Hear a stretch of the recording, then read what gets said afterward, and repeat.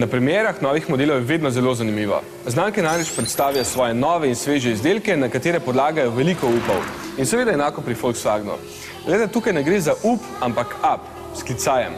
Tako je moderno in tako so se odločili mladi, med katerimi so izvedli obsežne raziskave.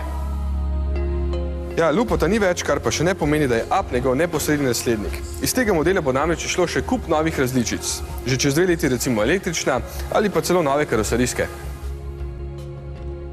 Verjetno vas najbolj zanima ta cena in kdaj bo tale malček pri nas. No, stal bo 8280 evrov, kar je v bistvu odlična cena, saj bodo vsi imeli že serijsko ESP, 4 zračne blazine, radio in klimatsko napravo. K nam pa pripelje februarja, tako da se lahko že kar postavite v vrsto. Seveda bo na voljo več različic. Paketi opreme so 3 in imajo zelo zanimiva imena, kot so Take Up, Move Up in High Up, motorja pa v tem trenutku 2, oziroma en v 2 različicah. Obakrat gre za bencinski agregat s 3 vali in 44 ali 55 kW moči, kar je 60 ali 75 konjev. In po prvih kilometrih lahko rečem, da je moči čisto dovolj, ker je up zelo lahek. Še ena posebnost je tale sistem Maps & More, ki združuje navigacijsko napravo, prostoročno telefonijo, multimedijski predvajalnik in še potovalni računalnik. Stal pa naj bi le dobrih 300 evrov.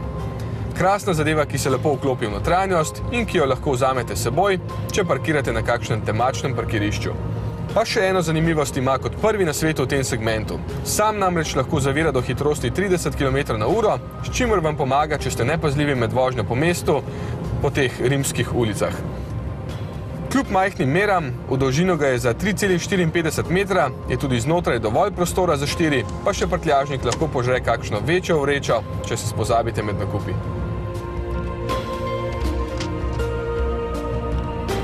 Trg, v katerega vozi up, predstavlja v Sloveniji le 3% med vsemi avtomobili, ampak je vseeno zelo pomemben. Baje se bo v prihodnosti samo še povečeval in zato Volkswagen nam polaga toliko upov. S klicajem, da ne bo pomote.